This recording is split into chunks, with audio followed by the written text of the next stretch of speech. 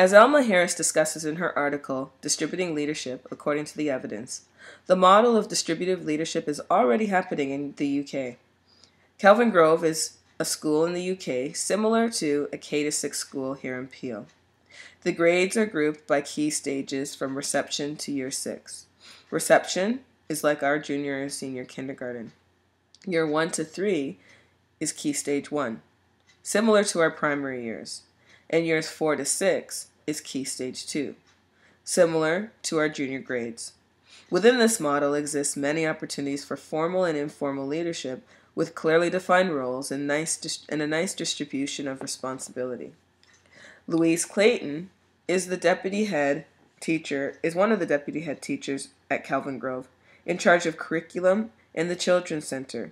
Thanks for being with us today. So Louise, can you tell us what that means, deputy head teacher, and what your role involves being one of 3 deputy head teachers at Kelvin Grove? Yeah, sure. The 3 of us have our areas of responsibility.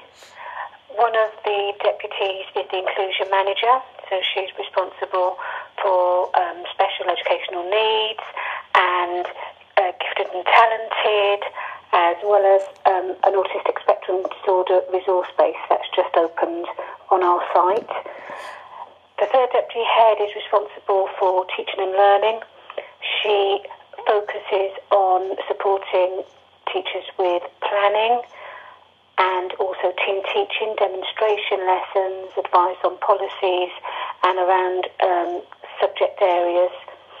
We work very closely because my area of responsibility is the curriculum, so ensuring that we offer a curriculum that is balanced, creative, but has depth as well as progression and continuity. And my role in terms of the Children's Centre, I'm the school strategic lead for our Children's Centre, which we run jointly with a primary school up the road called Elliott Bank, and I oversee the strategic management of that. We have centre leaders in place and outreach workers, but we tie into the strategic view of the school. And can you tell me what that in a nutshell? Thank you. That sounds great. And can you tell me a bit about what the Children's Center is? I like the partnership with another school. What is the Children's Center? The Children's Center, Children's Centres are the main aim of them is to improve the outcomes for children and their families. Children 0 to 5 mainly, but also cater for the needs of families with children 0 to 19. They support 3 main areas, and that is parenting and attachment, school readiness, and prevention of escalation. So trying to put interventions into place before it comes to crisis point, and agencies such as social care become involved. And it's done through courses for parents, trying to improve outcomes in terms of training, qualifications, benefits advice, in getting parents and families able to job seek effectively, but also running sessions for parents and children together that support their learning and their development and their school readiness. So it really ties in to a lot of the work that will obviously continue once a child hits 5 and into statutory provision. Kelvin Grove provides an exemplary model of distributive leadership within a school.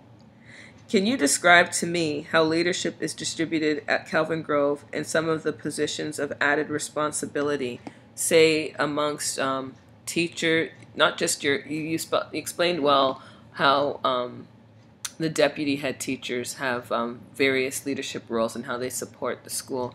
But in addition to that, like teachers, your teaching assistants, I can see you have other community players, like you have a coach. You have, I'm not sure what an ASD position is. Yeah, okay, you know?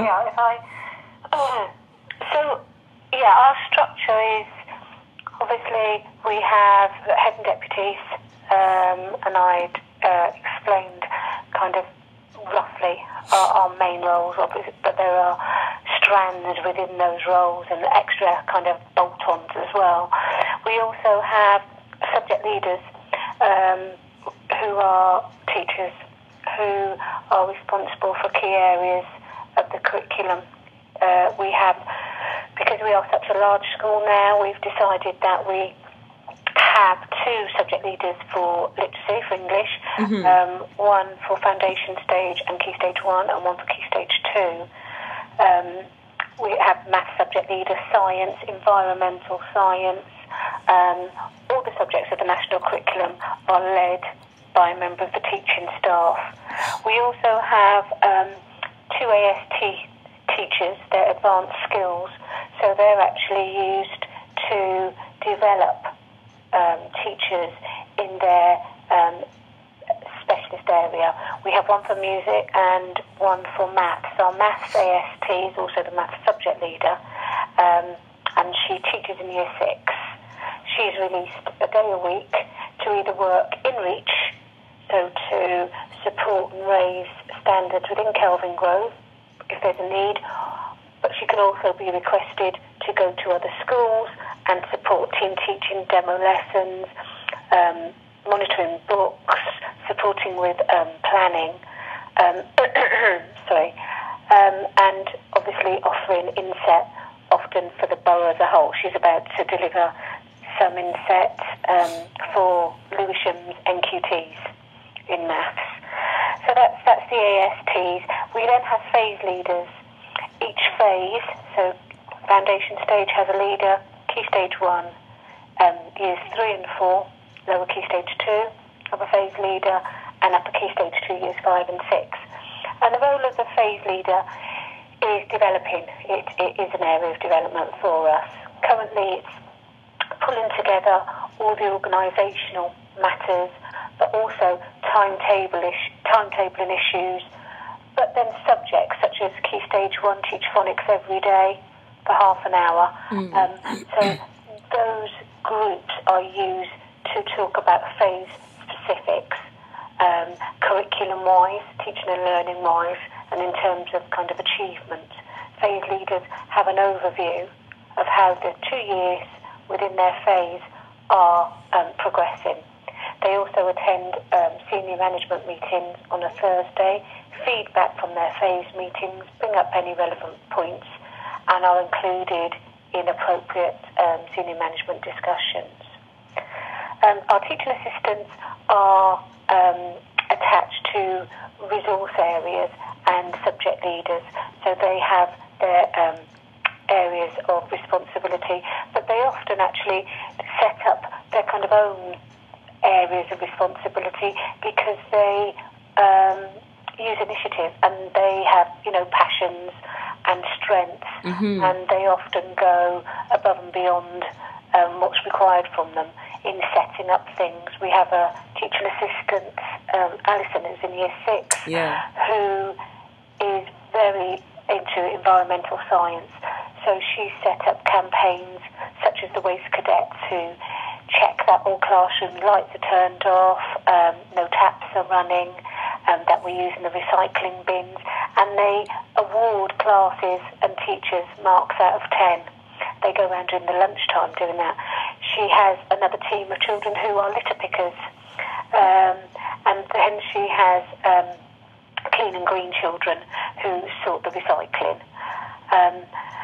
She started a drama club, and all her performances have been around environmental and green issues. So that's just one example about how far kind of staff take it. At Kelvin Grove, if you're passionate about something, if you want to start something, if you want to find out more, then you kind of give them the go-ahead to do it. And then it blossoms into whatever it naturally becomes.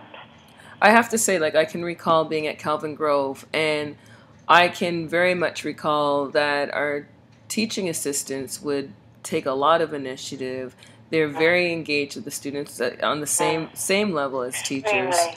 And is very impressive. Like, it was hard to wrap my head around, and it, on all the extra things they do for teachers, like, oh, Marsha, why are you doing your photocopying, or why are you cutting that?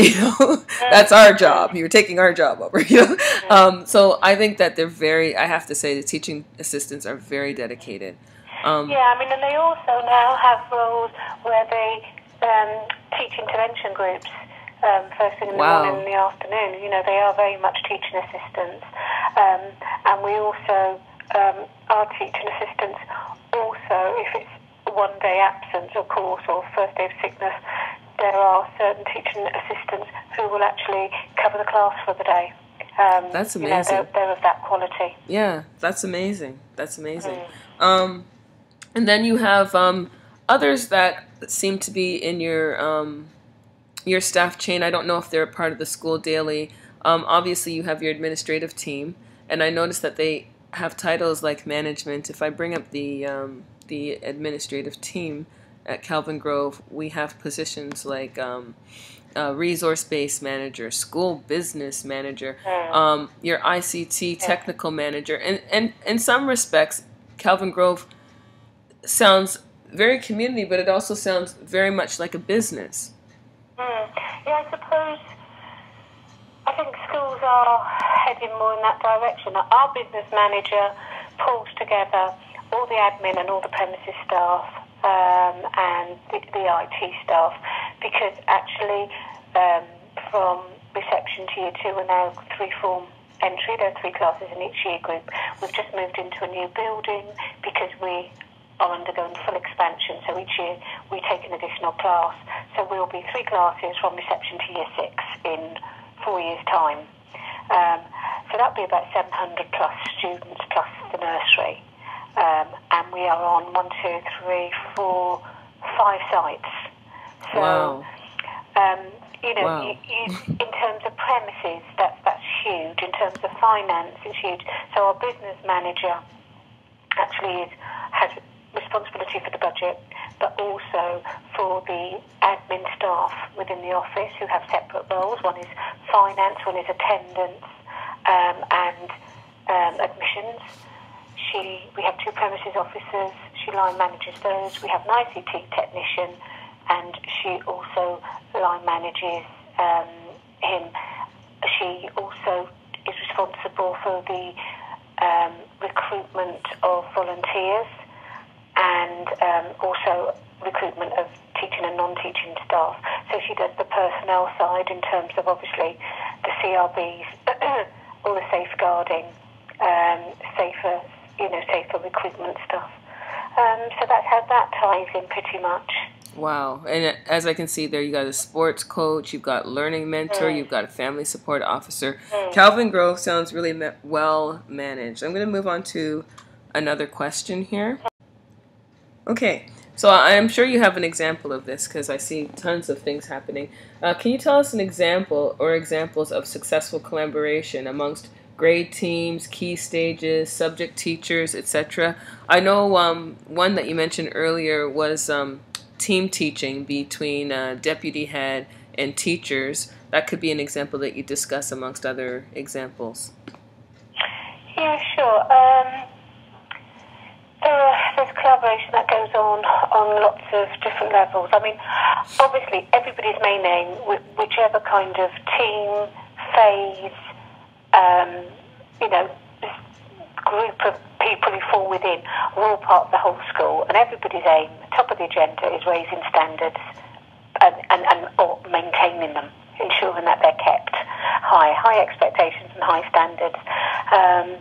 And in terms of teaching and learning, that is one of the key things. So peer observation, where teachers go and observe each other, and that's not so that they make judgments about each other, but it's developmental, so that they can kind of talk about what they saw, the strengths, things that they might try, that they'll suggest things, they'll just give observations, things they may have noticed, because when you're in the middle of teaching something, quite often things that another pair of eyes can pick up are very useful. Things that a small book can have, a huge effect and impact.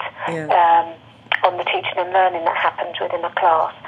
So we do encourage peer coaching as well as subject leaders or advanced skills teachers or ourselves going into rooms and either, observing or team teaching or doing a demonstration lesson. Quite often if we, observe a lesson and it kind of hasn't gone the way it was planned to, then one of our subject leaders or ASTs will actually repeat that lesson so that, it's not just words on paper, it's about bringing it to life. What does that mean in practice? But that's done in negotiation, and it's done in a way that is useful and that will have impact, because obviously otherwise it's just a complete waste of time. Yeah. Other collaborations such as teams working together on initiatives and events such as Black History Month or, the Health Week or the school fair. We have one at Christmas, one in the summer. Assemblies. We often have phased assemblies. So the list goes on. Does that give you a flavour? Oh, definitely. So, again, excellent examples of Kelvin Grove working as a system, working as a team. Another thing in distributive leadership model is that all stakeholders should be given some opportunity to have their voice heard in the decision-making process. Can you explain how opportunities for formal and informal leaders, as well as more marginalized voices, have an opportunity to be a part of the decision-making process? And I'm not saying that these are necessarily marginalized voices, but this could be possibly your students, parents, other community stakeholders. How does everyone have an opportunity to have a piece of the decision-making process? Okay, well, if we start with the children, Sure. Because obviously they're what it's all about. We have a school council. We have, each class has a class council. They nominate their representatives. Those representatives are sent to be that class's voice on the school council. That's one layer. We have a buddy system. The buddies are trained there from year 3 to 6. They are trained in mediation. They have a 2-day training through an agency that comes in, trains them. They're recruited. They have to apply, fill in an application form. They have to be interviewed. They're then awarded the job. They have specific jobs to do during playtimes and the school day. Usually, most of it is out of lesson time. We also have play leaders. We do pupil questionnaires. So we will, throughout the year, give children age appropriate. So some of them, for the younger children, may be verbal. Questionnaires about the teaching and learning that's going on, about being safe, about what they like, what they don't like, what they'd like to change, how can we be better. Same for the parents. We have parent questionnaires. We have parents forum, which happens twice a half term. So that's another voice. We also have an open door. We're on the playground at the beginning of each day and the end of each day. We don't operate an appointment-only system to see any of the deputies or the head teacher. If we're available and the parent needs to see us, then they can. We have staff meetings. We have phase meetings that feed into SMT, so phases are able to receive immediate answers, and obviously their views are then put forward through the phase leader. But we also do all the informal stuff of listening to individuals and what they have to say. We have a morning briefing for all staff at 8:45 each morning, so obviously people get to share opinions and thoughts on things. That's kind of a more informal mechanism. We have teaching assistants meetings every half term, so that the non-teaching staff have a voice. They set the agenda and we add any other appropriate matters onto it. Midday meal supervisors have their own meeting forum, so they also have a voice, and they're represented then at another level by the senior midday meal supervisor. who will obviously bring forward any points to the person who's line managing them. That leads us to our governing body, who are obviously accountable, but also there to kind of challenge our thinking and the way we lead. So, can you explain sort of the governing body, because it's different than over here? When you say governing body, can you just explain that what that is? Governing body is made up of parents, staff. You have community governors. You have local authority governors. And they are responsible for the running of the school. So obviously the head teacher is the person in charge who leads the school, who makes key decisions, but they have to be validated. You can't make huge financial decisions without the backing of the governing body. So everything gets passed through the governing body. They're responsible for safeguarding. So although we do the work on the ground, they are the ones who are overall responsible for how Kelvin Grove is run. Okay, and just have a couple more questions. The next question is, although we've heard so many successes of the distributed leadership model at Kelvin Grove, what are some of the challenges? Are there any challenges? The challenges? Well, I suppose at the end of the day, as much as it's nice to have ownership, for everyone to have ownership of everything, that's not reality. That can't happen. There are some things that are negotiable, there are other things that are non-negotiable, and some decisions just get made top down. And as much as we would like, everything, you can't spend time with everybody, all stakeholders involved, making decisions. And I suppose sometimes when people have so much involvement in usually, sometimes it can be difficult to swallow, because actually it's the really kind of key decisions that sometimes just have to be made by either the head teacher or the senior management team. Yes. And then they have to be given. Yes. They have to be given. Yes. But that doesn't. I have to say that doesn't usually cause a problem. I have to say challenges. I'm struggling. I am struggling. That's a good thing to hear. That means that I am struggling, because actually there are so many teams within the team. Yes. That actually it does mesh into one large team, and there's hierarchy, obviously. And I think that because schools need, organisations need structure, need leadership. There's no getting away from exactly. that. There are different levels and different kinds of leadership, and to be honest, those different kinds of leadership are embraced. I think it's about people feeling valued, isn't it? And because I think we all do we have a shared vision. In the centre of everything is the children. About their progress, their attainment, keeping them safe. That is all at the centre, and everything else feeds in. And as long as you have shared values and principles around that, then you're all pulling for the same thing. So, I think you start to believe that whoever's making the decisions at whatever level, that's always at the centre of them. Yes. And I think you can see it in the fact that, like we were talking informally at the beginning of our discussion, that you have clear job satisfaction because there are people that have been there for years and years who have not the staff structure looks very similar to what it looked like in 2006. And to me, that shows that there is a lot of job satisfaction. People aren't shuffling around looking for the next place to go because they're content, they're happy.